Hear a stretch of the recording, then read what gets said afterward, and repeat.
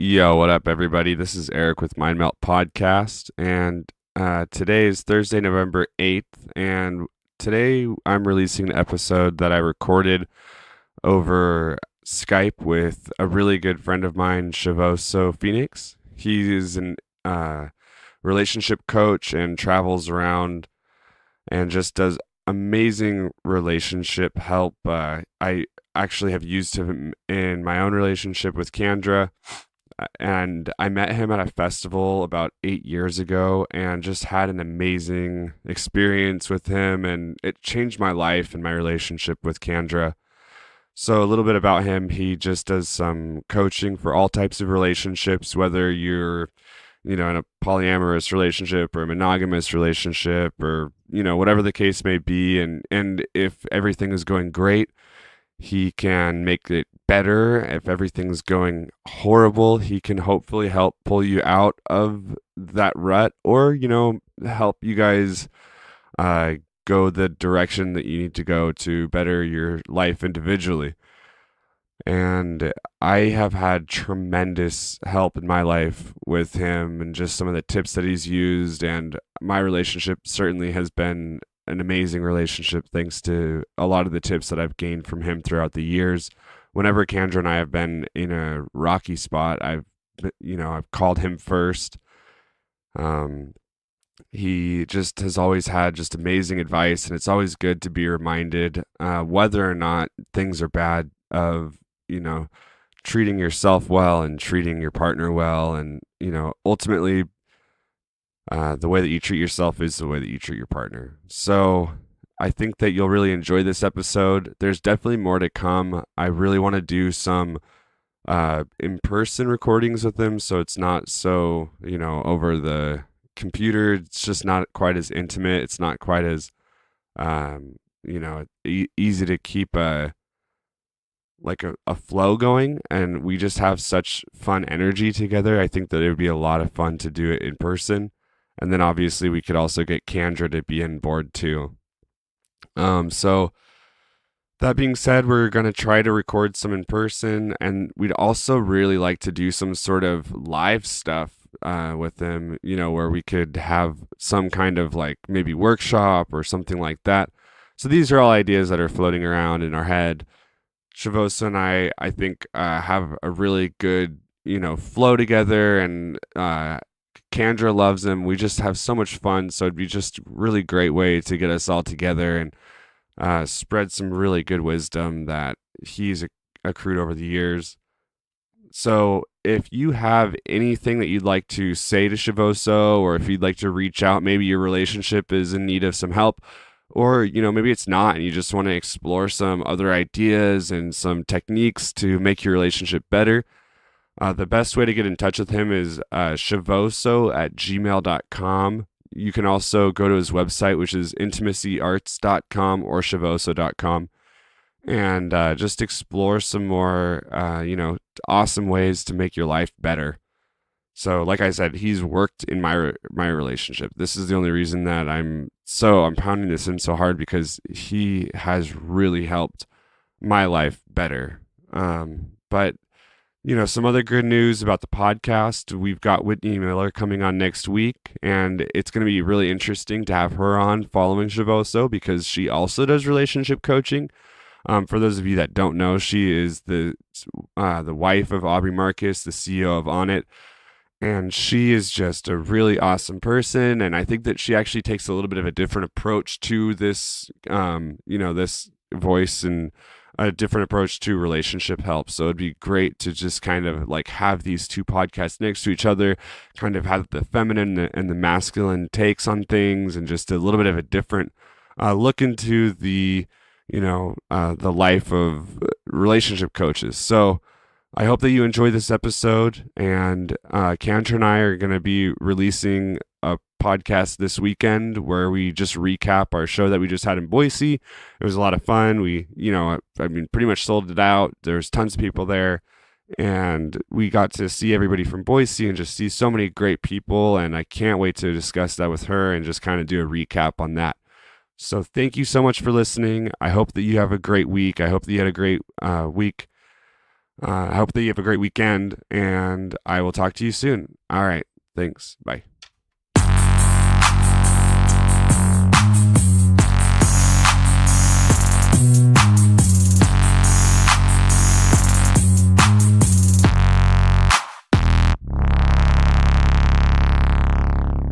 Okay, we are recording. So, Shivoso, what's going on, my man? Hey, it's really good to see you, Eric. Our conversations have been so awesome. I'm really excited about this. Getting Me to too, see this. brother. It's kind of funny when I started this podcast. I initially started it, and I had all of these people that I wanted to get to interviewing eventually, Mhm. and you were always from day one of my main people I wanted to interview. Well, I'm honored. It's really awesome, and I just can't wait to share it. It's like this is an opportunity for me to talk to a lot of people possibly, and just talking to you one on one, we go some really great places. So I'm Right. excited about what might happen tonight. We'll just see how Me, it goes. me as well. The options are endless with a mind like yours, my man. Um, Thank you. So, well, I mean, let's just start out with, first of all, let's tell people how we know each other, because I think that's kind of an interesting story. Yeah, well, we actually met at. I've spent the first number of years doing my coaching and marketing it basically by going to festivals, right? And I could do Right. free talks there and reach a lot of people, and it was really awesome. We just met there one time, and I threw down. You and Candra were I think you just had been together for a while, not too long. 2 months. Yeah, and we just hit it off. It was like we had some conversations down by the river that were just really there because I felt like I met equal intelligence and an equal heart in both of you guys, and it was like, oh, there it goes. And then we don't talk for like a year, and then we like you just call me up out of the blue, and boom, it's back on again. I'm like, okay, those people I call them soul family. It's like, oh, right, we're gonna resonate every time we meet. So that was pretty fun just to be able to like go to places and more or less collect connections that really are Right. authentic by doing it that way. And so I don't do as many festival talks as I used to, but I still enjoy it. It's really fun. Yeah. Um, and it's all a lead in for the coaching and the guidance I do. I want to meet people that resonate with me. It's more like you need to meet me, right? And you have to have that kind of resonance because it builds trust, which builds Right. the relationship, which is really what it's all about. I just don't do random advertising and say, the broad based thing where it's like, I will fix anybody's relationship with my, new powerful technique. Just take this pill and everything's going to be fine, right? It's it's a Yeah. it's a relationship, and the longer I've been doing this for about, gosh, 12, 15 years now. It's hard to say when I really started because it just happened. It just Really? started happening all by itself. Wow, that's really cool. I mean, what was the journey of how you came to be? I mean, Oh God, it was dissatisfaction, right? okay. I'm married for 11 years. I have 4 kids and went through, it was an okay marriage. It was great in a lot of ways. But then all of a sudden I was divorced, right? And I'm like, well, what just happened? I mean, we had all this and I went through the whole arc of the marriage, and anybody who's been married knows how this goes. It's like, oh, well, it doesn't stay that flashy, juicy thing. And you have a few kids and everything really gets down to business, right? And it was just Right. kind of business after a while, and it wasn't that close. But neither of us had any skills on keeping it juicy and warm and connected and being able to find those cracks in the system that allow to flourish and nurture that relationship. So we just went through it for 11 years and then finally said, okay, this is not feeling good. So let's do something Right. else. And at that point, I was like, what, a couple of girlfriends later, I was like, what the hell? It always starts out so good. What's going on here? And I happen to be a lifetime learner. Books are my friend. I love learning. I love going and doing workshops and growing that way and following my interest. And it became a fascination for me. I'm like, what is this relationship thing? How does it work? Why does it go this way? What's going on? And of course, the first thing I found out is all about the the falling in love, what we call love in this culture, is really Yeah. just a limerence. It's a short term kind of biological drive that a lot of neurotransmitters come on, and it only lasts about 18 to 24 months. And then, those neurotransmitters drop and you're down to the real again. Right. And you find out who that person really is without all of the filters that you put in front of them. So that meant, you got to back up. And it's like, well, the beginnings are very important for sure. And the way we do our relationships in this culture, in this time, is we follow our happiness into it. And happiness done that way it's like a drug trip, basically. You're high. And so it feels really great, but it doesn't last unless you do certain things. And then through that, I started studying things like sacred sexuality. And I actually got certified in Western sexual tantra as a teacher. Yeah. And I did that for a couple of years. And then I realized that's not it. That's just way too still in the me zone. There's a lot of shadows there and things like that. Nothing wrong with it. Man, I heard this really good quote today. Sorry to interrupt you, but some of the brightest stars shine the biggest shadows, and that's for just something that, through Kendra and I's development throughout music and festivals and things like that, at first, when we first got into that scene, there's a lot of naive moments, and you realize that there's a lot of hucksters in that whole scene that take advantage of, people's needs. It's a real authentic need. We definitely need better education around all this stuff, and how it's done. And I honor everybody who's out there doing it with integrity and things like that. But I realized for me personally, that was too much one focused area. It was like, what we need is actually a foundational relationship with another person that can support that kind of energy.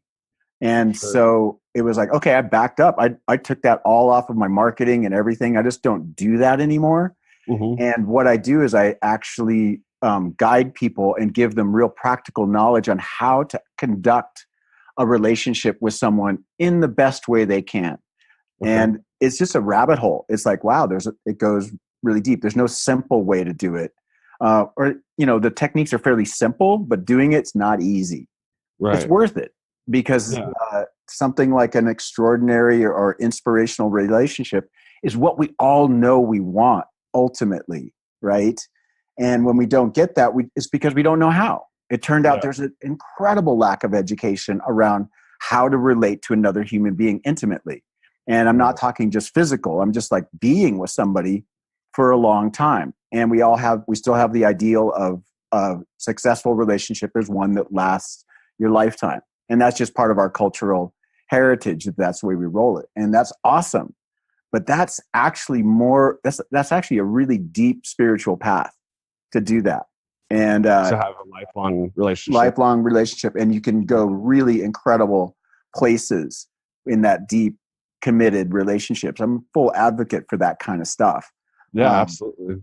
And yet you want to have some skill sets in there before you get started or in practice, So that's what I started to learn. And it's like, the communication, be able to hold on to yourself, the mindfulness, sacred sexuality included, understanding the whole human mating process helps you not take it personally when things are difficult, or challenges. And even when things are great, you don't take it personally. You go, okay, there's more going on than we're told in our social media kind of thing. Movies, books, all romanticize the drama of romance. And both the good and the bad drama, right? The melodrama and the tragedy. And we have a lot of expectations built from that. And it causes a lot of people to be disappointed when it's actually harder work than they thought. And it's not as hot and sexy all the time as they want. But they also notice that, sometimes it's still great. And actually that one person becomes so special because they've been through it with you. And you start to build this kind of like reliability into the relationship. So if it makes it through like 5 years, you've got a pretty good thing, It doesn't mean you're still going to make it further, but it does mean, okay, you've gotten through the coasting part. You've gotten through the first little rough shakedowns, and you know each other and you trust each other more.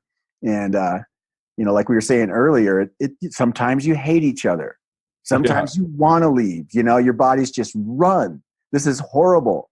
Yeah. And modern culture like sells that Right. there's always something better. It becomes Yeah. a consumer thing of like, oh, there's always going to be somebody sexier or nicer or richer or more good Right. looking or whatever right around the corner. And all we have to do is just get out there and shop like crazy, and we miss Yeah. out. We miss out on a lot on the depth Right. that is That's possible so there. true. And so it's a Yeah. big It's like commitment. the thing that I really feel like with my relationship is, I've always known Kendra and I've always seen Kendra, Mm-hmm. but man, the last 2 years I've gotten to really see Yep. her, and Yeah. it's just amazing. Like I feel like that continuously expands, and I'll never fully know her because I don't even know if I'll ever fully know myself. You know what I mean? Exactly. You realize that's the rabbit hole. It's like, oh, I want to be continuously surprised and Right. kind of in awe of my partner. They're always revealing something more as they grow and you grow and your perceptions grow. So there's this incredible benefit to doing it. But Yeah. most people start out and they haven't even finished maturing or growing themselves. There's no initiations and guidance in our culture.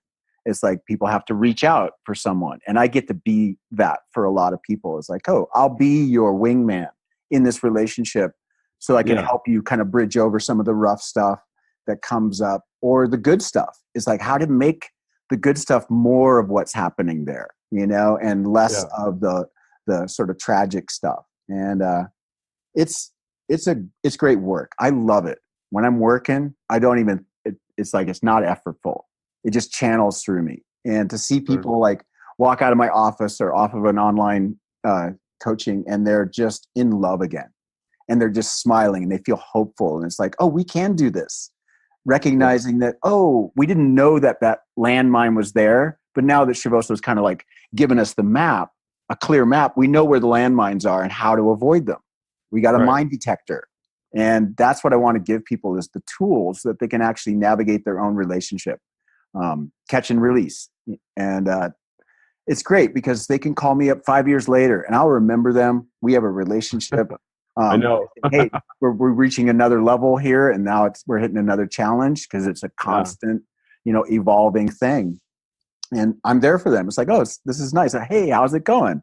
Like you guys, it's like a couple of years goes by. And Well, and you totally did coach us. I mean, like there was points in my relationship where I called you and used your services, even though we're friends. You're also, I mean, first of all, the first time that we met was, I I know that you briefly spoke about it, but the coaching that you did, I mean, first of all, it was just such a small festival. It was kind of a flop. There's supposed to be a lot more people there than there actually were. yeah, And so because of that, it was like really intimate, and yeah, the coaching that you did was so intimate.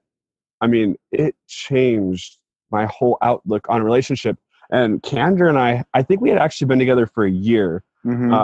But I remember us like, oh, we don't really need to go to this class, but we right. always want to learn, so let's do it. And man, when we went to it, we're like, whoa, there's so much more we can do all the Right. time, They're just big picture, I Yeah. get that a lot. People who are doing well, they don't want to do anything. They're just like, well, we're good. Why should Yeah. we invest in this and also kind of bring up our stuff? Why rock the boat if it's not, already if it's sailing along fine? It's because actually you're heading towards the rocks. And Right. you're not seeing the lighthouse. It's like, okay, that's fine. I understand. And I do. Most people call me up when the ship is already sinking. It's like, hey, we hit the reef. Looks like we're going to break up. We don't know if we're going to stay together or not. And I'm like, okay, well, let's do some triage. We'll get you in the emergency room. We'll do an amputation if we have to. We'll separate you if that's what works. But hey, look, if you'd gone back and got a good map, you might have avoided those rocks. So my goal is to start catching people when they're first in love and they're like, oh my God, you're the one. This is perfect. And their whole being is open to change. They're really much more malleable at that point. And they're like, yeah, we can learn this communication technique or this sacred sexuality technique, and we can keep this feeling going of like going deeper and deeper together in love and respect, and also being able to be good, what do you call it? It's worthy opponents. This is something from John Wellwood, that it's like it's a crucible where it's a dojo where you practice relationship with each other and you allow each other to make mistakes and fail, but you've got to be learning how to do it. And I'm not the only resource, but that's what's so great about now is like, wow, this is no longer esoteric or hidden knowledge. It's like you can go online and there's books, there's coaches out there doing this work. So you don't have to do it alone. And yet most people, they're just not motivated until they feel some pain. Right. And that's just unfortunate, natural human thing. When it's good, you don't fix it. Right. It's like working out or. Yeah, exactly. You can't run the marathon just spontaneously. You're going to have to work up to it. You got to actually do the work. Right. Just because you feel good doesn't mean that. I mean, like it's kind of like the same thing with maintaining your health, because just because you feel like you're in good health doesn't necessarily mean you shouldn't, skip the gym or. I love the metaphor of you fix the roof when the sun is shining, not when it's raining. It's a pain in the ass to fix the roof when it's raining, but that's when you notice the roof needs fixing if you're just not paying attention. So it's kind of like, get out there and do it while things are good, and you'll get a lot better results. You won't have the trauma. But there's also so much strength that comes from getting in there, having the things go wrong, and then fixing it. It's like, wow, we actually can do this. And so a lot of what I do is just give people hope. It's like I'm an optimist, and I love relationship. I love people being in love. I want them to succeed at whatever it is they really want to do. And that's what comes through is like, okay, what's up with you? All right, let's start working with it, because it's not my stuff.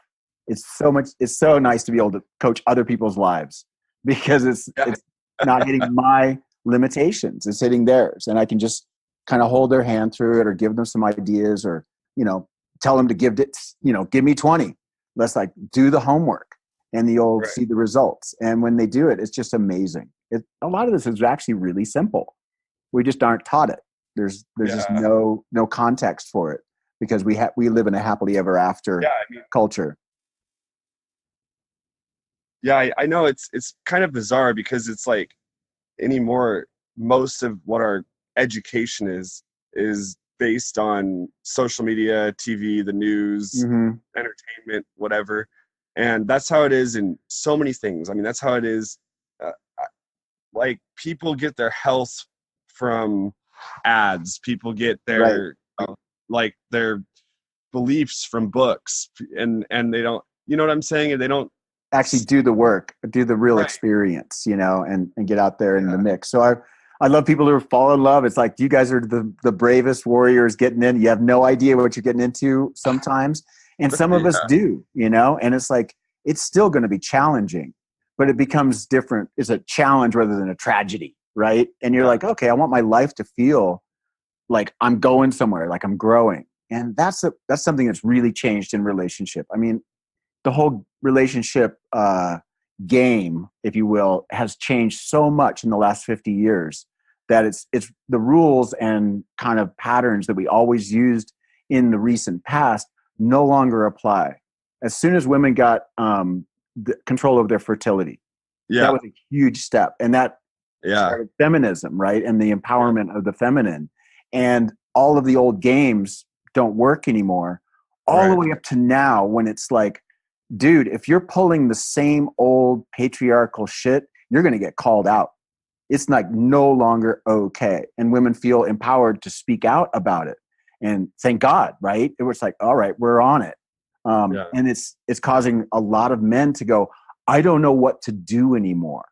I don't know. I'm afraid to approach. On force. Yeah. And women are known saying, no, I want you to approach me. Just do it with your consciousness. Be present. Don't give me game. It's like, I don't want you to coerce me into this. I want consent. And it's like, wow, what's sexier than fuck yeah, 2 fuck yeahs, and you're like, oh, we're in. Instead of a maybe means no, it might mean maybe later, but no means no. It's like, no, dude, you're not it. And that's just the way it goes. It's like not everybody wins. You gotta play in there and stay present and take no for an answer. Take maybe as a no. And trust yourself. It's like if you got assets, if you're a good man, it'll come around. It'll come around. But men are running scared, I know, and it's kind of like when you look at the people who don't have assets, I guess. Mm-hmm. It comes out in such an ugly way because it comes out like, look at Harvey Weinstein, for example. I mean, can you think of a fucking better example than Harvey Weinstein? It's like, what an ugly fellow, right? You're like, what the fuck? The ugliest fucking guy that you could ever imagine. Yeah. He doesn't care about himself. How could he ever care about you? He's fat. It's like he just, every negative thing, he's an asshole. Every negative thing that you could come up with except for money. His power, he had influence and power. He leveraged that into getting his, like, these needs met, right? Through like stealing it. And that's some of the old paradigm is you have to either trick a woman into it, you have to buy a woman into it, or you have to force a woman into it. Because men never liked the hard line of sexual selection. Yeah. It's like women know genetically that they're looking for the best genes and the best support possible. And so some guys make the cut and some guys don't. This is the whole alpha beta thing, right? Right. And so if you aren't showing the right assets and can authentically do that, because it'll show up pretty soon if you're faking, right? Then you don't get to reproduce. I heard this really cool thing. He said the reason guys get so upset when they get rejected is because it sure wounds your little ego and things like that and your validation. But really, it's your DNA going, I was just rejected. My DNA is not good enough to actually be reproduced. And it's like, wow, that's offensive to the soul, to the body, right? Not to the higher self and the soul, really, but to the body. It says, my only purpose, in fact, this human form, this mammalian form, is nature's experiment in finding the most efficient way to reproduce DNA. And your DNA doesn't care about your happiness. It's not about relationship. It's about making more of itself, right? And mixing it up so it has a survival thing. So there's that kind of hardware stuff that's going on, evolutionary biology. And we add on top of it, because of our neocortex and the way Homo sapiens are, we add in a lot of stuff to it, make art out of it. That's why I call my website Intimacy Arts, because it's an art. It's not just a science, it's art, right? And so the whole process gets confused because we have all these overlays, I mean, the sense that we as a species are a strictly monogamous species, that we mate for life naturally. It's like, no, actually we don't mate for life naturally. The Kinseys figured that out. It's like, wow, a lot of people cheat and have outside affairs. Why is that? Why is it you're with your lover, your partner, your wife, and your eyes get attracted to another female? And same thing for females. It's like, why am I attracted to this other person when I'm supposed to be all locked in this dyad that isn't supposed to ever break? It's like, well, we're just not naturally that. You got to actually make that choice every day, And it's like, oh, that's different than what we're told is like, oh, so happily ever after. It's funny that you say that, because it seems like it would be the opposite. When I mean, like, based on what society and culture preach, it would seem as though it's the opposite. It would seem that naturally we're supposed to be monogamous, and that in order to like cheat like that, I don't know, like you said that we need to like train ourselves to be monogamous, right? It's a discipline. It's a choice, and it's a perfectly valid choice, but it's like becoming a monk. It's like monastic. You make a vow to be with each other. That's why the whole marriage ceremony, witnessed by the community, that helps keep people together, because that was a better, more stable way of keeping the culture and society together, right? And it was, even though it wasn't natural, it was very relevant after the post-agricultural revolution, all the way into the industrial revolution, to have people who are stable and staying together. They made better economic units. You can get farther as a team, right? As soon as we broke up out of tribes, we had to come up with something else. And we've gotten down to dyads now, which are not very stable and a little difficult to work, but you can do it with a commitment and knowing what you're committing to, like how difficult it might be to actually do that, you know? And so people are experimenting with things like polyamory and open relationships, trying to accommodate this natural proclivity to be a little bit, not promiscuous, but at least a little wandering. And that's simply accommodating our DNA. That's hardware. It needs to be addressed somehow. And but there is no solution. You're not going to get away from the fact that it's hard. Open relationships, they don't solve anything. They just create another set of problems. They solve one set of problems by creating another. And you're still going to have to discipline yourself. And actually something like a true polyamorous relationship where it's, you know, many loves and you've made kind of a commitment, it's harder in many ways. Oh yeah. You know, it's a steep slope. But if you do that and you go back to at least monogamish, you're like, oh, wow, I learned so many skills around transparency, integrity, communication, how to manage more intimacy and more interactions. It's for people who have a lot more spare time than most of us do. And dyads are pretty stable. They're pretty strong. You got somebody who's got your back. And that's why it's worked for 10,000 years. You know, it's like, okay, that's a viable way of dealing with it, but it has its downsides. And that's dealing with this DNA drive to, you know, opportunistically breed and things like that. But like I said, the whole game's changed because now we have control of our fertility. It's like, wow, for the first time, sex doesn't mean babies every single time. And that's really changing. We need to change the rules and the kind of parameters of what is possible in relationship and why are we there. Women no longer need us to support them because they're not sequestered like they used to be, right? And so now they, in general, are more employed than men are in this culture. Really? Right? Is that true? I didn't know that. Yeah, the more graduating from college, more are employed than men are, and they don't earn more on the scale because men still at the same job earn more because it's a patriarchy and it's fucked up. But at the same time, they generally have steady jobs. They're willing to make the commitment to do a career, whereas a guy is kind of like doing a convenience thing. He'll just do the minimum necessary to get the job done. And, the masculine energy, the masculine consciousness in humans is very efficient. It's like, I'm only going to do the minimum effort to get the maximum results. Whereas the feminine or the female energies in human beings they're committed to 7 generations ahead.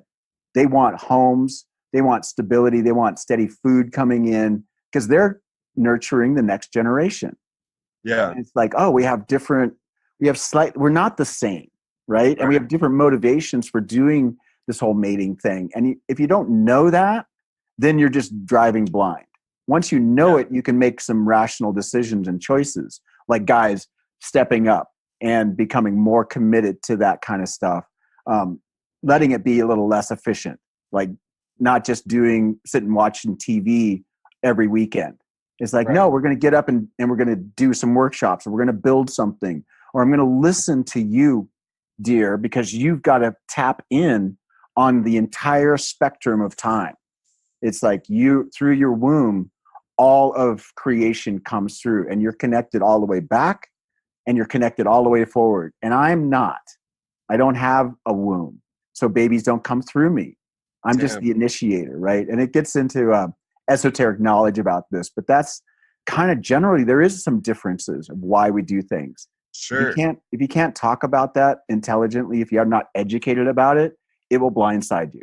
And that's where we see a lot of the drama and trauma and tragedy in modern romance. They just last a couple of years. More than 50% of people divorce after 2 years, just when the neurotransmitters drop. I don't love you anymore because it's not automatic. And then I was also reading or listening maybe to a podcast with I want to say it was Robert Sapolsky. You and I have talked about him in the past, I Yeah. think. But Yeah. I want to say it was him that was talking about it, but he was talking about how uh the like oh my gosh, what's it like, contraception pills, like Yeah. birth control. How Right. birth control will actually transform the hormones in the body to make women um like smell pheromones different. So Yep. they'll like they'll be attracted to someone, and then as soon as they get off their birth control, they'll realize that they're no longer They're attracted no to them. longer attracted. It's like if you fuck with the hardware, there might be side effects. And so, Right. back when this stuff was invented, even actually up until fairly recently, we were just pretty much mechanical, right? We thought it was Right. sort of a Newtonian mechanical thing. The body was a machine. Sure. And if you just tweak something, put some better fuel in it, you'll get a better result. And we did, but then Right. there was all these, it's like, wow, it's all interconnected. And you Yeah. can't mess with that thing without having some results that you may not want, right? So that's pretty well established that birth control pills do change your range of attraction, and sometimes it That's doesn't scary. work out so well, you know. Yeah, but you gotta wonder how many women go into doing birth control knowing that, and then they fall in love with Hardly some. any, right? Yeah, exactly. Yeah, And all of a sudden they like fall in love with some guy and they've been on birth control this entire time, and then they realize that they're like, man, we should have a kid together, and they go off birth control and they're like, what the fuck am I doing? yeah. You This know? guy's kind of a dweeb. He's not very exciting or whatever, you know. Right? Um, Yeah, yeah. And then and they want that they can want be the guy that's all juiced up and hitting the gym or something.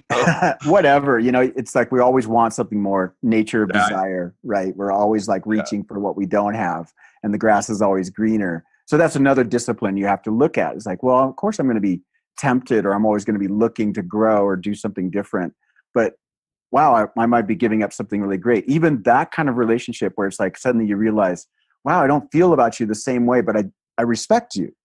I kind of right. admire you in a way, and maybe you are still a good partner, right? Even though I'm not naturally feeling the attraction I used to.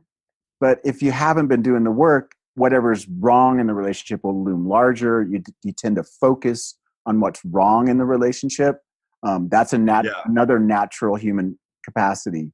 Yeah, we do that with everything. We try to focus on what's wrong. It's a survival It mechanism, is. right? I mean, That's what the ego is for. The sense of self is to guide us towards pleasure and safety and control, right? So that we can live long enough to reproduce. And that's all it is. right. It's not about our actual happiness or compassion or any of these things. And you can develop these capacities for compassion, understanding. I work from knowledge down, but there's a lot of ways to work from the body up. Of like, okay, I'm having thoughts and urges and emotions, but I'm watching them, I'm witnessing them, and I'm not just simply reacting to them. I'm like, oh, where's this coming Right. from? What's it really mean? And that's why the whole idea of doing conscious relationship is this incredible spiritual journey into the self. And that's what we're really into now. Is it's no longer an economic thing so much, is my earlier point, is like women have control of their fertility and their ability to survive without the masculine. So suddenly we're not really as necessary as it was in the patriarch, in the height of the patriarchy. And Which means so that we got we to have work to, harder. and we have to have a different reason for staying in the relationship. It's something Yeah. about growth. It's about, am I being inspired? Are we actually assisting each other in becoming everything we could be here? And it's still a little narcissistic. It's still about the self, but it's like aiming for something higher than just surviving. Because we live in a really great time when, oh my God, food is at the store. There are hardly any like lions out on the street eating us. We're pretty, actually, we got a lot of spare time. And Yeah. we use it wisely or we use it poorly, but we're Right. encouraged to use it poorly, but we have this option now. When you're in survival, and things are struggling, you got droughts and things like that happening. You don't really have time to look around for other things. You're not Not much dissatisfied. You're too different. busy fucking getting the next food together, right? Yeah. There's no So introspection really. yeah, And we're pretty spoiled, and yeah. it's our opportunity to live like we live like the kings and queens of the past. We are the It's funny you royalty. say that. I was just talking about that with Kendra too, just about how, it's like if you live in the worst, worst American life that you could possibly think of, you live so much better than royalty did 500 years ago. Well, maybe that might be an exaggeration because the worst is pretty fucking bad, you Yeah, know? And it's like, okay, there is such a thing as like privilege, and there is such a thing oh, as, you absolutely, of know, course. and so us, a couple of white dudes, it's like, oh yeah, I grew up I was born in 1958.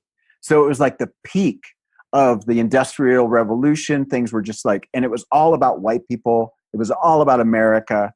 And I can still just walk into a place and I don't catch shit right off the bat, right? Yeah, And that's not yeah, true for other people.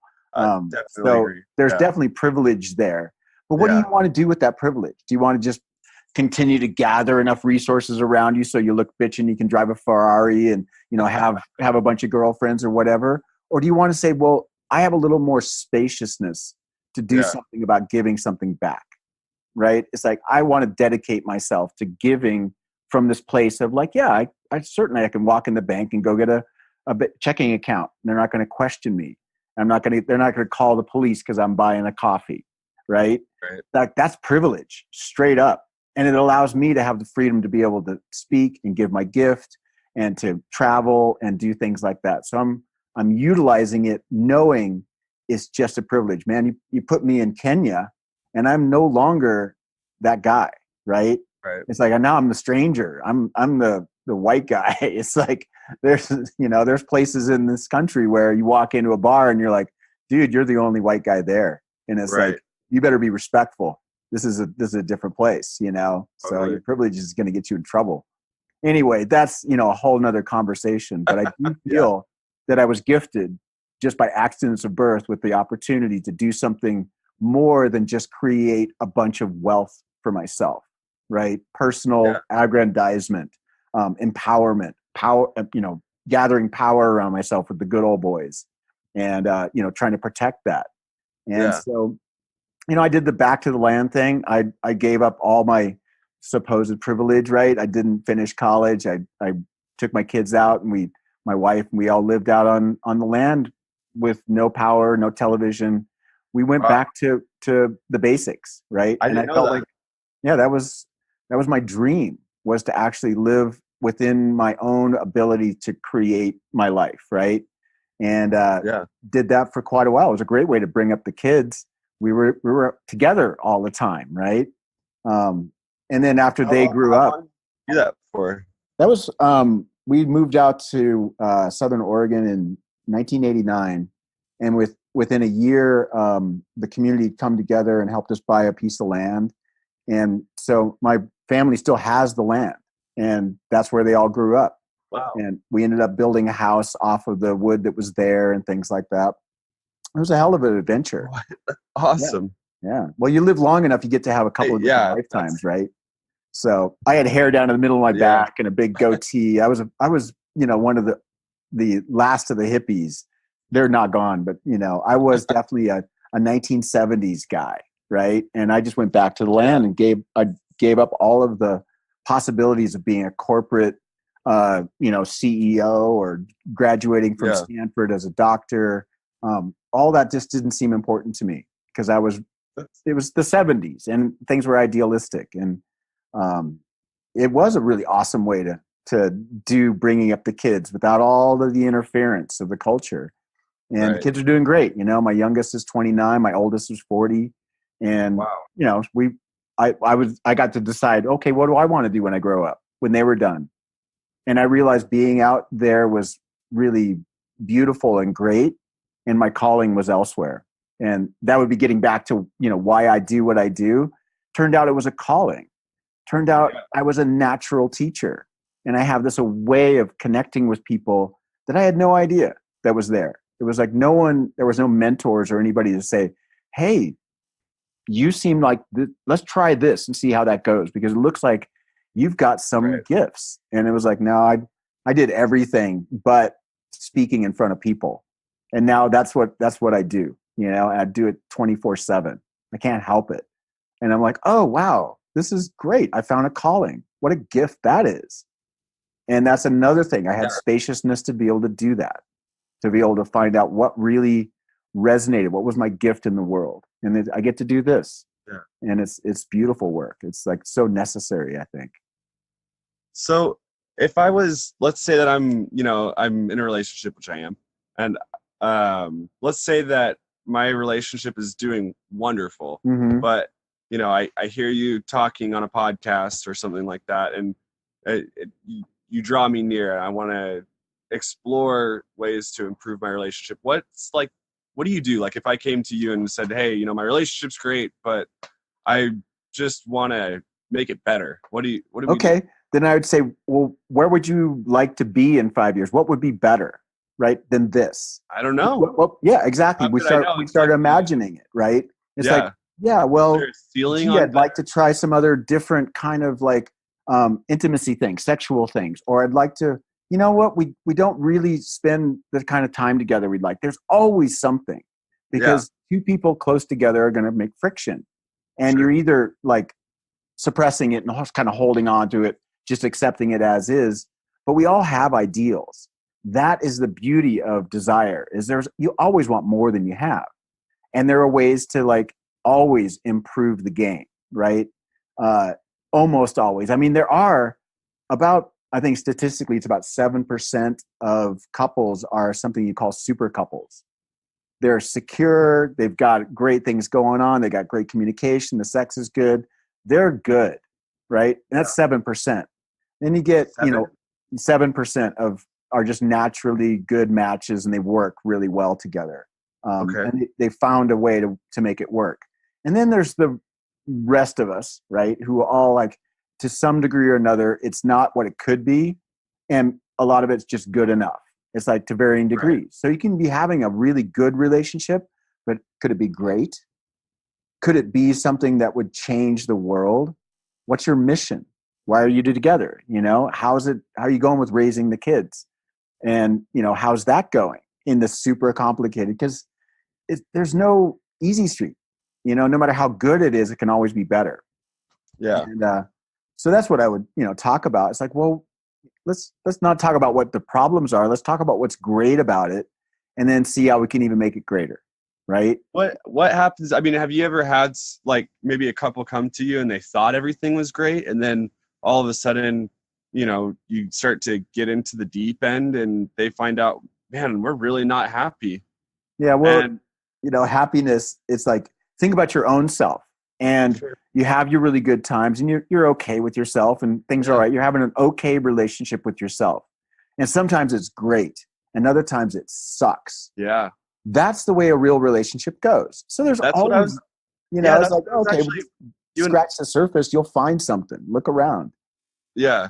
When you and I were talking earlier, and I don't remember what we were talking about, but I was thinking that about how when we were talking about like having a lifelong relationship, and how there's going to be good times and bad times. It's like my lifelong relationship with myself. I've fallen out of love with myself, and I've like been at points, and right now I'm not as good as I want to be doing in certain areas. And, like I struggle and I yell at myself sometimes, like, come on, Eric, inside together, And look at how Kendra shows up for that and supports you and inspires you. It's like kind of keeps you in the game, right? Right. Like, I want to be a better person for myself and for Kendra. And Kendra's kind of like showing you and supporting you through it. That's what makes it a good relationship, is like, okay, she's willing to like say, no, you can do better than this. Come on.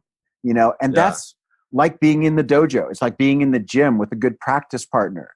It's like, you're going to have your bad days, right? So, one of the things I ask my clients about, or just suggest, is I married myself. It was till death do I part. And the primary relationship I have is with Source, myself, and then somebody else is the third, right?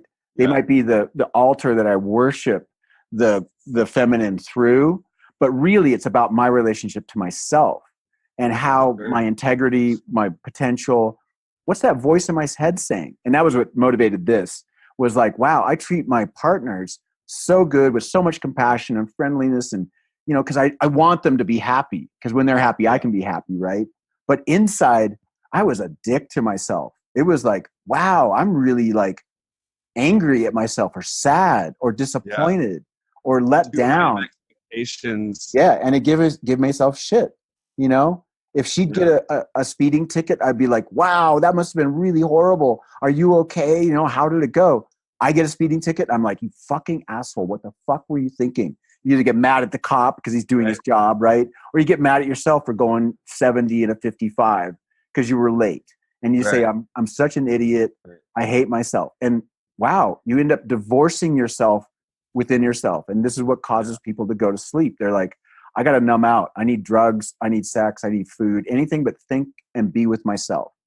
So relationship can be a hideout too, because Damn. you end up sort of paying attention to the other person's stuff more than your own. So Sure. you don't have to look at Yeah. those places where you got those wounds, where you're not in alignment with what's really true about the universe. We all grew up with stuff from our childhood. There's no such thing as a perfect childhood, because if it was perfectly easy, you'd never develop. You're a hothouse flower. You got to have something that to grow against, right? But it shades right into adverse childhood experiences or trauma, and at the extreme end, it's PTS from your childhood, and that affects your relationships from the get-go, right? It's attachment style, your communication, the way you approach sexuality, the way you're organized around relationship is so rooted in what happened when you were a kid, and it Yeah. drives it. It's all down in the unconscious, right? So that's Yeah. the It's work, wild. is looking at yourself and being able to work on yourself and use your partner as a reflection or a mirror or as a worthy opponent, somebody who will like help you see yourself clearer, and so that you can do the work, because they can't fix you, only you can fix you. That's the other thing about relationships. Oh, he'll get better, he'll stop Yeah. drinking, or he'll stop being a dick once we're married, I'll fix him, you know and it's like, oh no, that's called home Yeah. improvement, and it's impossible unless that the individual goes, I do want to change, I'm going to AA, I'm stopping drinking, because you're here now and life is worth living a little more, right? It's worth facing it, but it's humbling as you go in there, except for the very few individuals.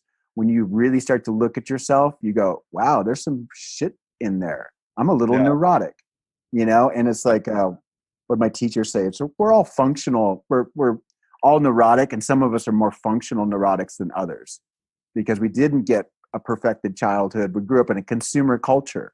Right there, we're off base from what our natural habitat would be.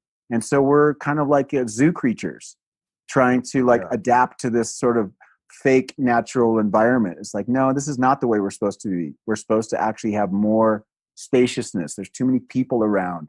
We got to memorize too many numbers and follow all these rules. And people collapse around that stuff. They have to adapt to it somehow. And Yeah. you either do it consciously or unconsciously. There it is. It's going to show up in your relationship. That's what's so awesome about relationship is you can run, but you can't hide. Your stuff's going to come up. I call it the relationship. It's like you start rubbing two people together and you get friction and heat, right? And it Right. starts to kind of like heat up the system, and all of the relationship floats to the top. And if you're not willing to look at that and deal with it, it keeps you from getting to the gold that's underneath, because you Yeah. can sense it there. But a lot of times people just blow off. They go, oh, I'll just find somebody who's easier. And it's like, man, until you're easy in yourself, you're not going to find, you just do it again. I've seen it in my own life. That was my experiment. Oh, I'll just find, this one broke up. Okay, well, I'll heal my heart and I'll go out and find somebody else. And the damn thing would do the same thing again. I'm like, this is a different person. How come I'm having the same experience? Oh, it's me Right. and my relationship to myself Yeah. that is getting reflected back Yeah. to me. And so as I improve my relationship with myself, I improve my outside relationships. They're a reflection. Yeah. They're not a cause. Wow. That's really cool. I think that that's definitely something that I have learned the hard way in my We all relationship. do. Yeah. Yeah. Yeah. Just that it's like in the the hardest parts of my personal relationship with myself, the hardest parts, I really had to kind of get out of my relationship with Kendra, even though we were still together, Mm-hmm. weren't like, there was points in time when I had to say, look, I need to work through this shit. Yeah. And This is I, my shit, not your shit. yeah, I want to be with you, and I love you, and I am so thankful that you're willing to stay with me through this. But for right now, it's like I'm only gonna be able to focus on myself, Right. Yeah, you got and to fill your own cup first. right, A drowning person is not going to be able to save another drowning person. And if the other person's not drowning, you'll just drag them down. So you got to have a ability to breathe, or get some spaciousness. I mean, was that Khalil Gibran yeah, poem? It's like really is about standing interdependently, but not codependently. Don't blend, right?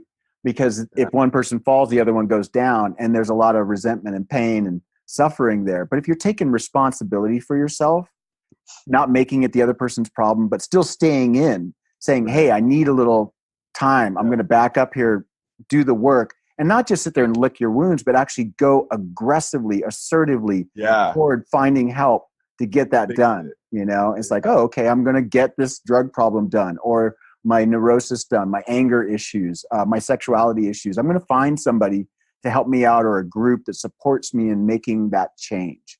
And then I can offer you more. It's like yeah, suddenly there's two people who have full cups offering each other, and you take that fullness as a couple and you can offer it to the world. You become an asset to the world, and you're not just bubbled up in your own little thing, doing your own little drama, and everybody else is just extras that are in the way of your, perfect little bubble. It's like, no, you get to actually start to offer something. And that's what we need in this world, is people coupling up or getting together and collaborating and creating something better than what we have right now. And it's like, yeah, if you're all nothing's going to ruin your life more or distract you more than a bad relationship. It's just like, you can't think of anything else. You get completely focused on what's wrong. You're not good at work. You're not good at your interactions. You're not giving. You're needing to be given to and supported. So it's really important to make your intimate relationships as good as you possibly can, so that you can actually start to give your gift to the world. And you can do it more powerfully as a couple than you can do as a person, as an individual in general. The more humans get together, the more powerful their impact. And that's just what it comes down to, is like, get yourself clean first. What's that Jordan Peterson thing? Says, clean your room first, right? yeah, And then clean the room of your relationship. And then you can go out and do something in the world to clean the world, right? Other than that, you're just distracting yourself from really where the core is. It's like, it's your relationship with yourself. So when I do couples work, I don't work with the couples. I work with each individual in the couple separately. And if if they need to communicate about something, or there's something that needs to be worked out together, we do that. But for the most part, your other person is secondary to your own relationship and how you're relating to reality as it is. And a lot of times we need an adjustment there. I also know my own limits. I'm not a therapist. I'm a guide. I'm a coach, right? And so if you need therapy, I will guide you to go get that therapy, because that's deep work. It's a whole nother thing to look into. And so I'm here as kind of a resource for people. It's like, I'm there to support them as a wingman, as a corner person for their relationship, and guide them and suggest to them, here's how you can actually address the internal problem that's causing this external problem in your relationship. It's not them, it's you. It's always you. And each person is 100% responsible for the quality of the relationship. 100%, that's 200%, right? But yeah, it's nobody's, nobody's really the victim in these kind of things. It's kind of mutual combat when you're in relationship. It's the alchemy of the neuroses come together, and eventually you trigger each other in some way or another. And you're like, wow, when you can say, wow, that just happened. What was that? And look inward and say, why did I respond that way? What is it what expectation did I have that wasn't being met? What's my authentic need? And how can I think about other ways to meet that need if that person can't or won't do that, right? And still be able to be in relationship with them. So yeah, we're starting to reinvent relationship on an individual basis. In other words, there is no standard model anymore. And that's what's confusing for people. It's like, yeah, things have really shifted. So you have the opportunity to actually artfully create the ideal relationship for you and your particular neurobiology and history and everything like that. And it's a huge creative thing, but like any creative endeavor, most of its failures as you get closer and closer to your ideal. You have to like make prototypes that don't work to learn how to make prototypes that work. And that's just the material universe in action. Right. And same thing with relationships. You're bound to like screw it up. But did you learn from screwing it up, or you just go back and try to keep doing the same thing to get a different result? It's like, this should work. If I just take these pills, it should work. Because I want it to so bad. So I really wanted to get into something that I think that a lot of people have a hard time talking about, and that's just open relationships. Yeah, I know that yeah, it is. It seems like, like Kendra and I, we've talked about, doing an open relationship, and it's kind of an interesting thing for us because we haven't had any desires to like be with someone else recently. There has been in the past, but at that point in our relationship, we weren't doing this. So it's like, that's kind of irrelevant.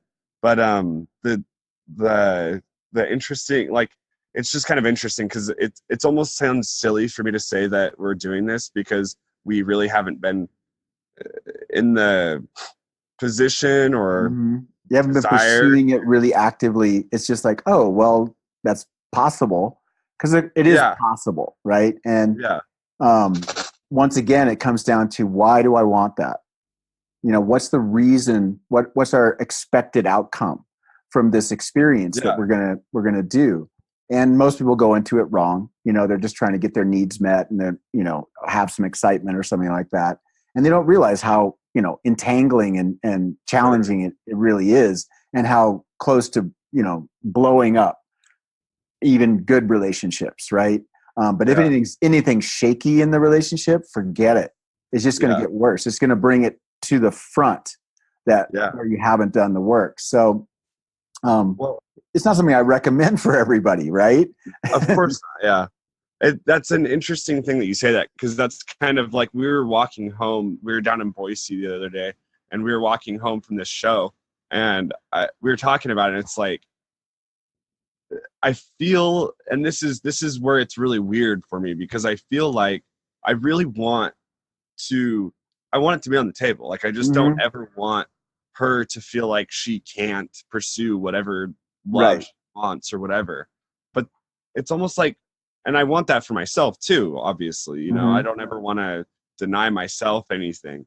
But at the same time, it's almost like I, like, right now am so happy in our relationship that I couldn't imagine, like, that desire, it's not even there. You know what I mean? It's like, it doesn't even, like, I can't even comprehend that desire for someone else, really, which is really strange, but I really can't. Right. And yet it still kind of hovers over here in the side of like, well, I'd like to have the kind of freedom for both. I mean, you're really fair, right? So you're saying, well, if good for the goose, good for the gander, right? It should be equal. It's like, if I want to grant myself that opportunity, I certainly have to be able to grant it to you, right? And so, okay, there's our hardware. We're a semi-promiscuous species. If you've read Sex at Dawn, there's some evidence that we do group sex, and we do have a proclivity to actually interbreed with a lot more people, but we do also pair bond. And so we got these little conflicting kind of systems going on.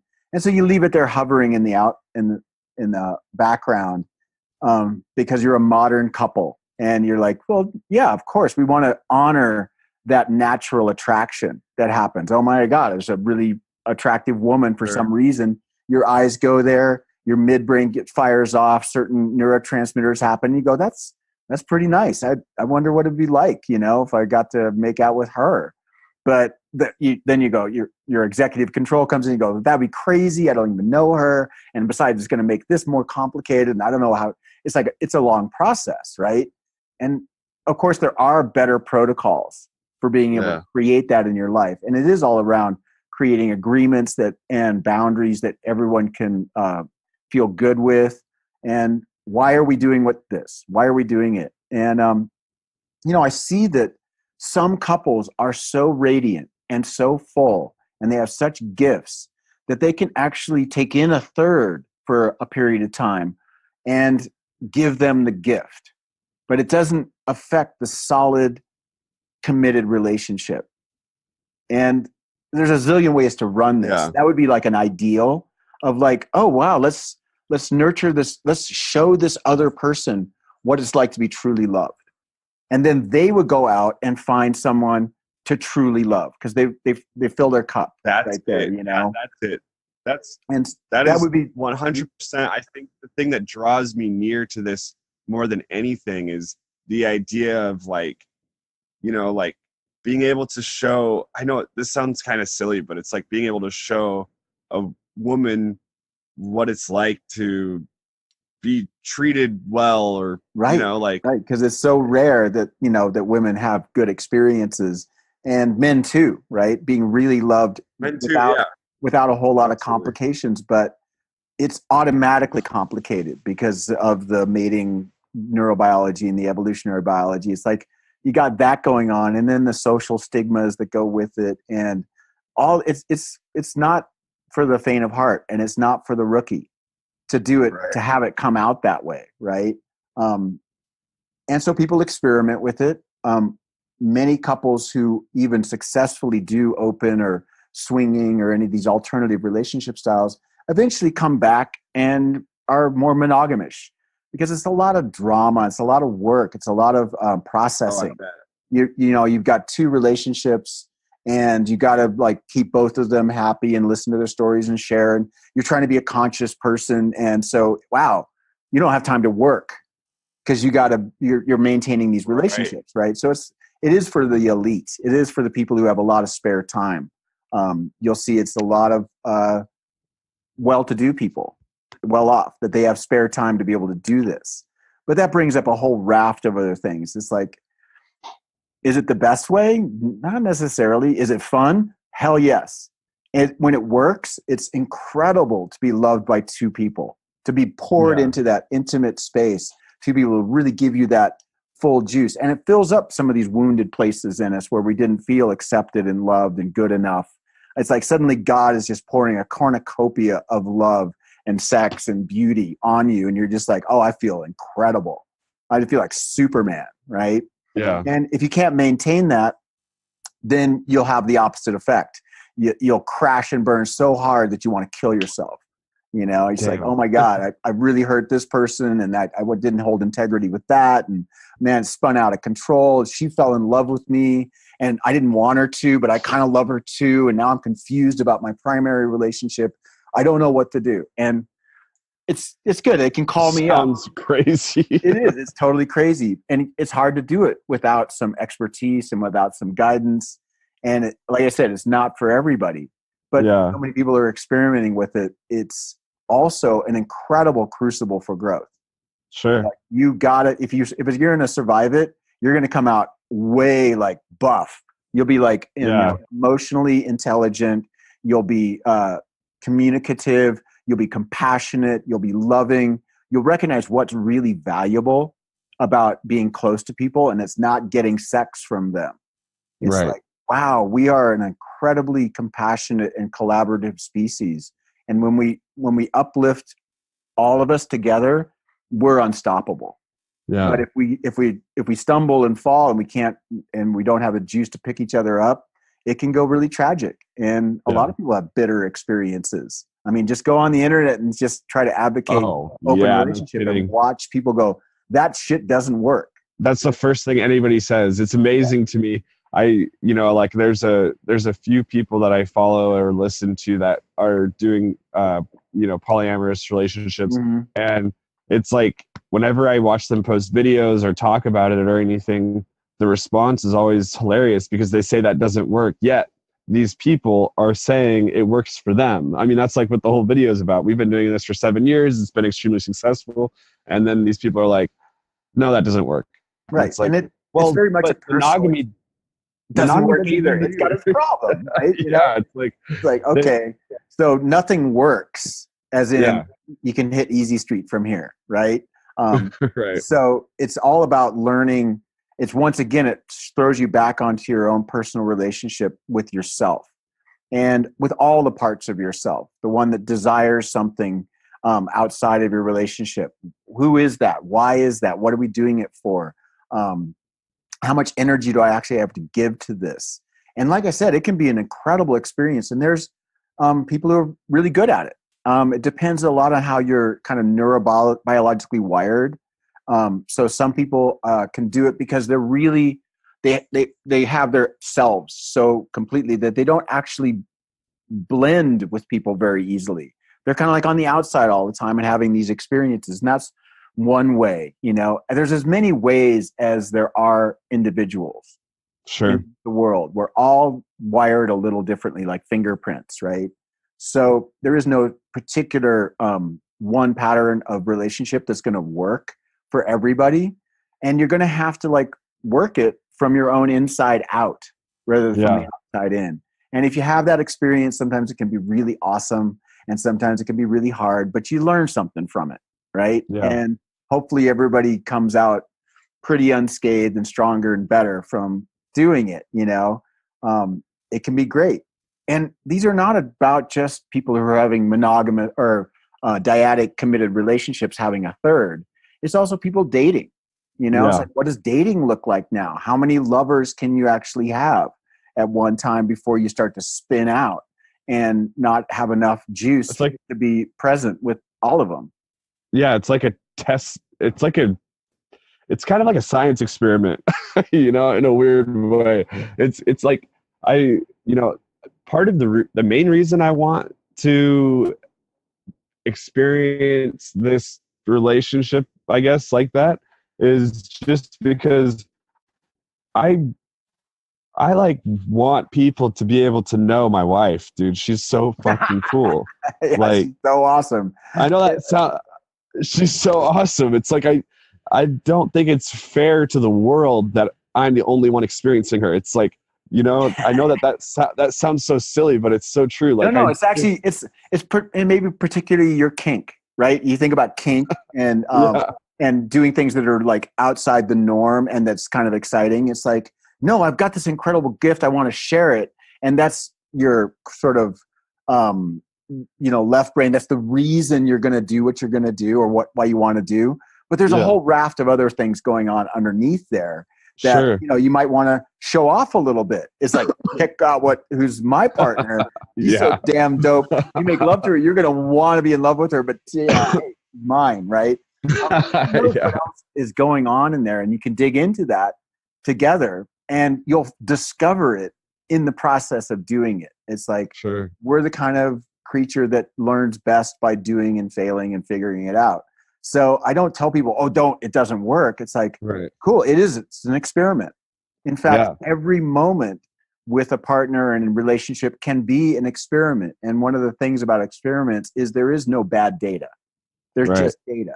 So you may not get the expected result. Your hypothesis was wrong, or you didn't set the experiment up well, and you got results you didn't expect or didn't want. But that's still data. Yeah. Right. And it's like, oh, wow, I learned about myself. I learned about this other person. I learned about how complicated this is, how wonderful it is, all of the above. Right. Yeah. And same thing with monogamy of any kind of ilk, from complete tight dyadic, like, no, there's no doors in this fences. We're doing this together. Right. To monogamish, which is like, hey, it's like you can be close to other people, other women, people of your attracted gender, whoever that is. And that's okay. That's not threatening to me. You can be friends with them. You can even have intimate moments with them, right? Because intimacy is far broader than the physical. It's right. There's 4 kinds of intimacy. There's the physical, right? And then there's emotional, and then there's spiritual and intellectual, right? Those 4 kinds. And our friends, like, if you're the same gendered friends, right? There's no real need to worry about sexual stuff, right? So you Right. like them for other reasons, right? Yeah. And it could be physical. Hey, we like to play football together, or it's like whatever. But it's still, you want to have that as part of that. There's a reason why you're having an intimate relationship. What triggers people is usually the physical and the emotional. Around, oh, somebody else, you actually seem to be emotionally giving them more juice than you're giving me. And that creates jealousy, and that Yeah. creates an incredible thing. Also, the open relationship thing, it's like, no, I think only somebody who's really neurotic wouldn't experience jealousy. And Oh, yeah. it's like neurosis is a adaptation, a survival adaptation to conditions that you're in. So it might be a really, beneficial kind of thing for an individual, but to think that we can generally just get rid of jealousy, it's like, no, Yeah. it's a combination of so many emotions that it's a bit overwhelming. It's going to come up. You better be ready for that. You better Yeah. know how to talk about it, manage it, deal with it, know how to Yeah. back off when the pressure Yeah. gets too high so you don't break anything. Yeah. Have integrity and say, look, I'm not driving the ship into the rocks because I want to have the sex with this woman, right? It's like, Yeah. oh, you're super uncomfortable and you're really articulate about why. Let's just slow it down. Let's just roll back the thing, because Yeah. you're more important to me than that is. I'm making a commitment to Right. this. And that's another way to run it, of like, I have an agreement with you, is like, no matter what goes down, Yeah. and this is the ideal, even dyadic relationship, is like, we're a team. And, from Yeah. a masculine perspective, team is everything. It's your Yeah. boys. It's who's got your back, who will take the bullet for you, right? Right. And it might be slightly different from the female perspective of why they're in relationship, but we look for a good team member. And Yeah. loyalty is huge for us. And so when you break Yeah. loyalty, with your partner, then they're going to start to feel insecure. That's just Yeah. natural. And that's going to show up as jealousy, right? Yeah. And you would do the Especially. same thing. You would face it if she Yeah. got together with some guy who had more money than you, I was was just going taller to than say you. that. Yeah, Yeah. it's like, I'm such a hyper competitive person. I couldn't even imagine someone that, is whatever it is, more athletic, more financially stable, even if more. you just imagine they are, you're in Yeah. trouble. And Yeah. No kidding, huh? that's what most of it is. One of the things I want people to do who are having some kind of poly experience, it's easier and healthier if everybody can meet each other, if it's all Yeah. consensual, because that person, when they're with the third person, they're just imaginary, and your Right. imagination will go to the worst places. It'll blow them up in Yeah. a giant monster that's obviously going to steal your Yeah. woman. It's like, That's what Aubrey Marcus talks about. That how I bet he's she's on her 12th orgasm in right, four he's got a hours. dick that's And just like the size of a cucumber, and I'm just like, I quit, or I got to go kill him, right? yeah, It's like, oh yeah, yeah, the yeah. competitive thing comes up, so you And then better you watch start out for to all that. Yeah, and then you start to wreak havoc on your own relationship because you're trying to plan some sort of collapse because you don't want to deal with the pain of You start to, her leaving you. yeah, Self exactly. You start creating destruct. exactly the scenario you don't want, because you become such Right. a dick that they become more attracted to this other guy who's pretty easy. And Yeah. even though it turns out his They're life's a not dumpster fire too, like exactly. everybody Yeah. else, he's got issues. Yeah. So it's risky. It's like, Yeah. hey, you want to go play in it's like, that's high risk. You're Yeah. playing with fire because you don't know, right? But there are Yeah. ways of doing it. There's some great books out there on how to do open relationships or open up a relationship, and become an expert at it before you get in. You don't Yeah. drive a car. You don't just put yourself behind the wheel and say, okay, have a nice trip. You Right. go learn how to do it first, and then Yeah. go out on your cross country trip. So, Yeah. you want to get some some education about what you're getting into before you do it. Most people don't. They just try it because they have an urge. Right. They have this concept or this imagination that's going to be some, road to bliss. And it's like, Right. oh no, even if the first time works out great, the second time, train wreck. You didn't know what you were doing. You weren't able to communicate about your needs, desires, fears, boundaries. You weren't able to keep agreements, Right. you weren't able to hold boundaries, Expectations. expectations, all that. So it's deep Yeah. psychological work that you've got to do Yeah. before you get something that goes pretty smooth. And that's not to say, talking in absolutes is always wrong when it comes to humans. Sure. There are really stable triads and quads out there, and even larger groups, 5 Yeah. people who are all polyfidelitous and living together. There's other people Sounds who just, intense. yeah, it could be really great. You imagine Yeah. creating your own little tribe, right? Yeah. That's loyal and is dedicated and devoted and committed to it. It's like, oh, wow, I get my variety and I get all this extra support. And, it's like, wow, dyads are sometimes there's not enough of you to go around. Yeah. Imagine like raising kids with 4 parents Yeah. instead of 2.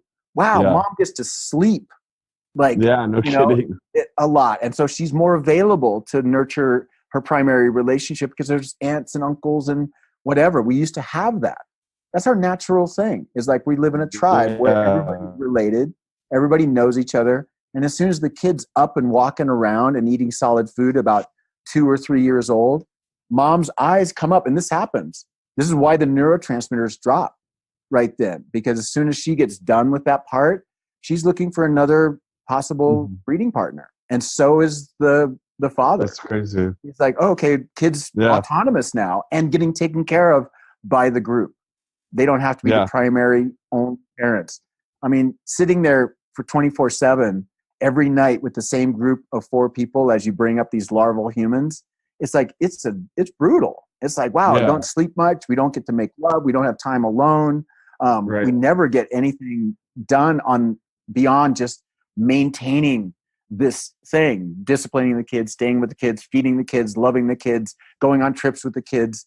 It's like it drives humans nuts because all we keep going, God, I just could use a break, right? Yeah. And it'd be great to hand it to one of your beloveds and say, your shift, we're going to go take a weekend, we're going to take an hour. Yeah. We're going to sleep for 24 hours and then we'll come back with a full cup. We'll be ready to love the kid again. I know Yeah. when I was a parent, fatigue and just burnout made it really hard to be super easy and nice and loving and patient with the kids. You just lose it after a while and demonstrate to them, this is what happens when you go over your edges. Your dad just went crazy, and it's like, man, he just Yeah. threw the spaghetti into the sink, in Yeah. a fit of rage. And because he just couldn't take it anymore. All the screaming and all the yelling and the bickering going on between the kids. And it was like, I didn't like that part of myself. Man, if I'd had somebody else to tag team out, hey, I'm full. I can't do this. Take over. And Yeah. that's what works best. So there's ways to do it. I'm just saying there's alternative ways. They're not easy. Falling in Yeah. love with 3 people or 4 people is like winning the lottery 3 times in a row. That's not easy to create, but it's Yeah. possible, right? I like Yeah. to look at possibilities and also let people really feel into what would be the most fulfilling life I could possibly design. Because Right. in our world, as we collapse in some ways, we still have a lot of opportunity that our parents and grandparents and great grandparents didn't have. And so we Sure. get to do these grand experiments about what's possible. What would we Yeah. like if we did this experiment, So I applaud you guys. You guys, you've worked through some really hard stuff. You've gone a long way in your relationship and you're saying, well, what else could we do that would make this really growthful, interesting, And it's nice to play with ideas. Yeah. It's not the same as implementing it, but at the same time, you can do the Totally. experiment. Well, and that's the other thing too. I also just as much as I like the idea of trying that, I also love the idea of trying to spend our whole life monogamous, and that, that's cool too. You know what I mean? Reaping the It's like benefits. that. Yeah. Yeah. That whole idea of just 2, soul path partners, marching through the world together, conquering, Yep. our battles, that to me is beautiful in its own right. It is Just as, beautiful. It's been it's got a horrific side in the patriarchy, but course. the dyadic relationship is a very powerful way of managing life. And it can be an incredibly deep experience of just trusting and knowing somebody so much, so well for so long. My parents were married for 69 years. And I was Wow. fortunate to grow up in a household that didn't break up. I'm one of the few that I know that actually had that experience, especially as we got into people just past my parents' generation. It became much more likely and possible that people were going to have split homes. Right. And my kids' experience is split home. I think my youngest was 3, which is exactly when you would think biologically that there would be an opening, right? And my partner, my wife, divorced me. Yeah. She let me go, and I ran off into the blue. I took Yeah. the boys with me. I took some of the kids with me, but at the same time, that was our experience of like, wow, we went as far as we could in this vehicle, and we didn't know what we were doing, and just it fell apart. And we did the separate thing. But I grew up they stayed together, and I talked to my dad. As he got older, he got more honest with me, and he said he got married in order to get out of his dad's household. He didn't Yeah. really think ahead of what all this was going to mean.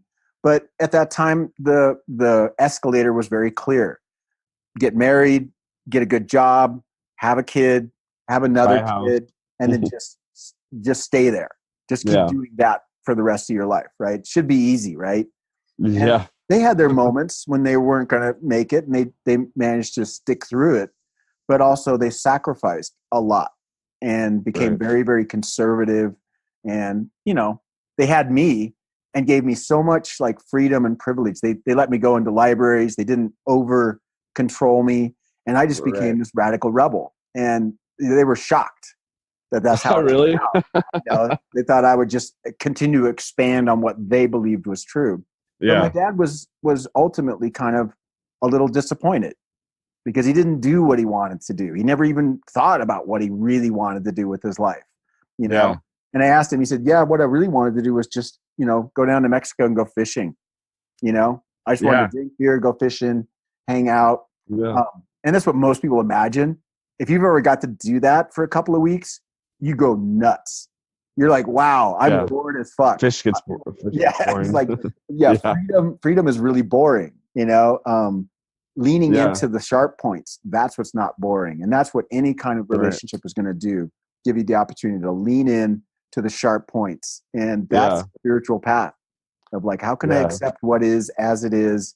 And how can I show up for it in such a way that it's getting better, that I'm actually moving through this more smoothly? And it's all about attachment. It's all about expectations. It's all about our ego, So any way you do it's not wrong. It's how it turns out, right? Right. The difference between, bravery and foolishness is basically how it turns out. So, Yeah. there are no mistakes. There's just not doing it. So I encourage Yeah. people to follow their dreams, but I also, since I've done monogamy, I've done polyamory, I've done relationship anarchy.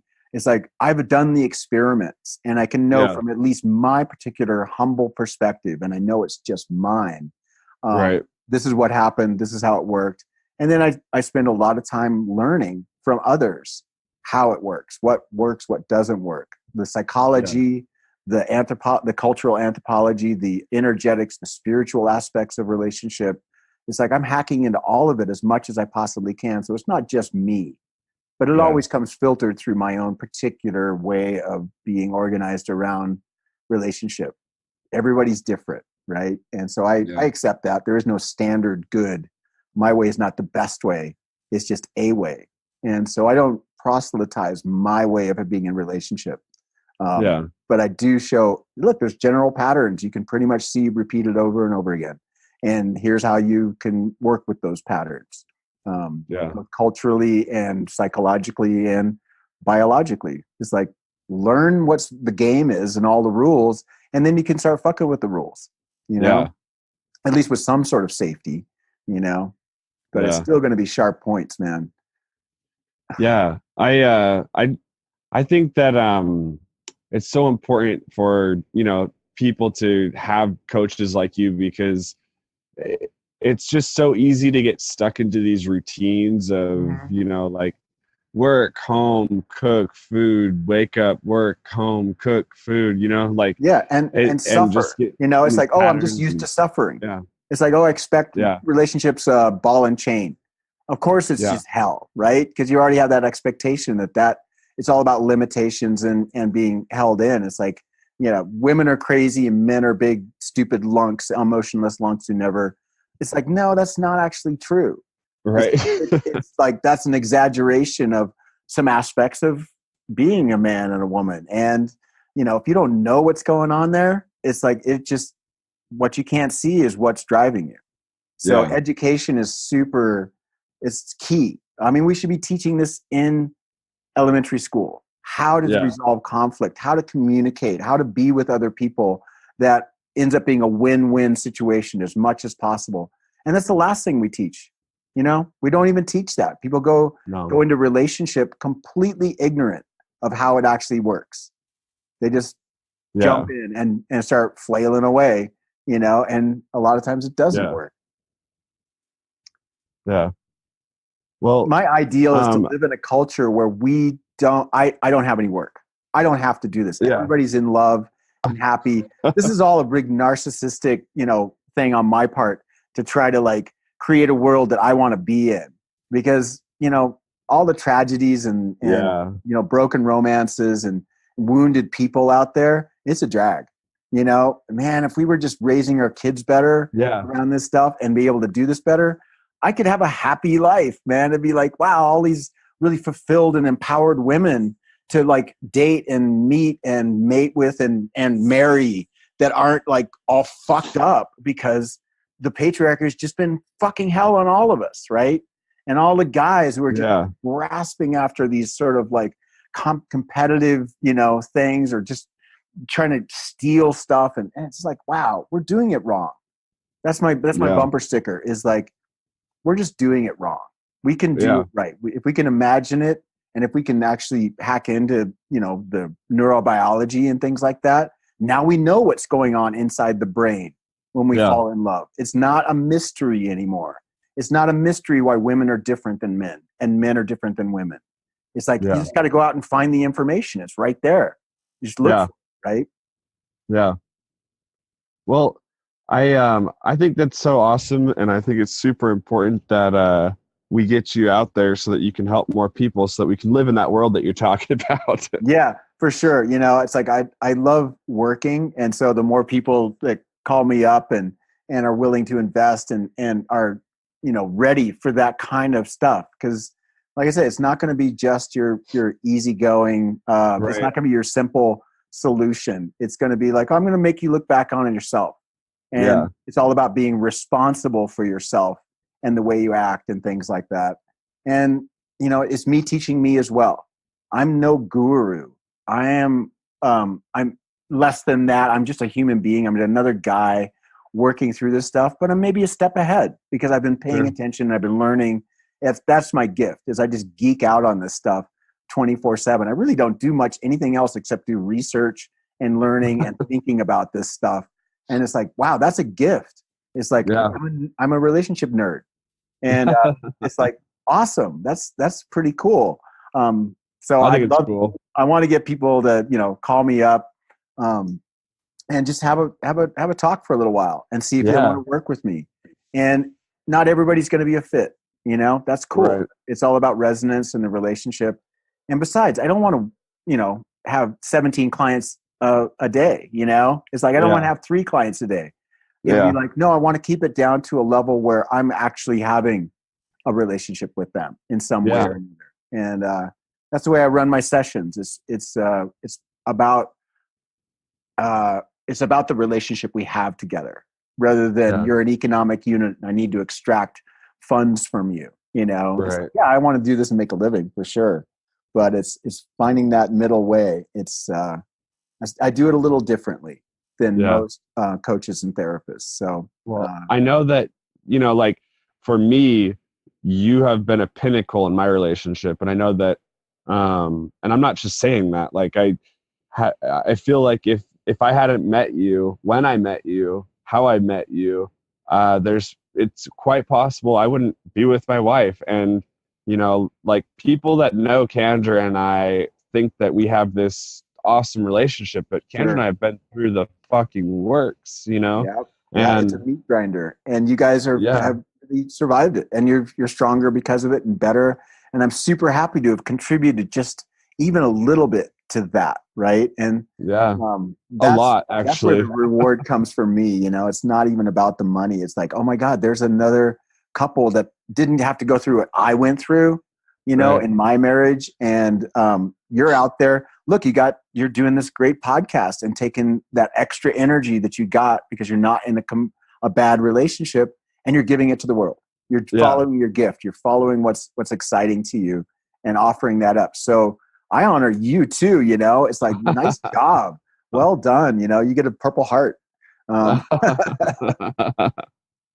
Well, how can people, if people want to reach out to you and learn more about what you do, how can they find you? yeah, we should have said this at the very beginning. So if anybody didn't stick all the way through, but Don't maybe we worry, can I'm post it. going to, yeah, Yeah, I'm gonna do a intro and explain what you do, who you are, and all that stuff great. before I, Yeah, yeah, so you can find me. I'm the only Shivoso on the planet, so you can certainly find me online. Just Google Shivoso, Shivoso. You can go to my website, which is intimacyarts.com. You can go to my Facebook page and find me there. And those are the easiest ways. And just give me a call. You'll find my number there, and you can either email me or call me, and we just start talking about what it would be like to work with me, if can help you out, that kind of thing. I often just drop golden gems just because I can't help it. So the more people who feel really ready to make that transformation away from it's all about me to we. yeah, How can we work we? And people who are single, it's like, how do I do this dating thing, male or female, right? How do we navigate this new world of connecting with people? How do we do that in a way that's efficient, because we need it to be efficient now? How do we do it so that it's successful in the sense of like, wow, I'm starting to have really good experiences in this whole dating and meeting people and making connections and networking that way. I do classes on that kind of stuff, and one of the things I'm going to do this year is start to do more classes around the cities and eventually around the world that inspire people to be able to yes, I do love it. any kind of relationship, but from beginning, middle to ending of the relationship, or what I call evolving the relationship. My clients don't break up; they evolve the relationship, because breaking Yeah. up is an old school meme and it just creates a lot of problems. So that's a whole nother podcast. But Yeah, yeah, let's do that. But let's do that though. I definitely don't feel like I got enough out of this one because I could talk to you for days. yeah. So, Usually my sessions go like 2 to 3 hours because yeah, there's a lot to explore there, right? sure. Yeah. So I'd love to come back, do this again, and get focused on some things. It was Yeah. great to talk about open relationships, but there's a lot more going on that we could Yeah. talk about. Super excited, Eric. Well, the Thank next you time we so do much. it, I want to do it in person though. So we need to figure out a date that works for both of us. Yeah, I'd be happy to come out there, man. It's awesome. Yeah. Yeah. We're going to do it that way. But, Yeah. well, I will set a link up and everything and make a post about this on all my forums or whatever. And me But too. Yeah. I'm really excited to release this, and I appreciate your time, and I hope that you have an amazing trip down to San Yep. Francisco. Yep. Right? You're going. Yep. So I hope that you have an amazing trip. And if you need anything or have any questions about this, feel free to hit me up. Cool. We'll do that for sure, man. Thank you so much, Eric. Have Yeah. Well, I love you, brother. I'll talk to you Yeah. soon. Okay. Yeah. You're the shit, man. You as well. All right. Talk to you soon. See ya. All right. Bye.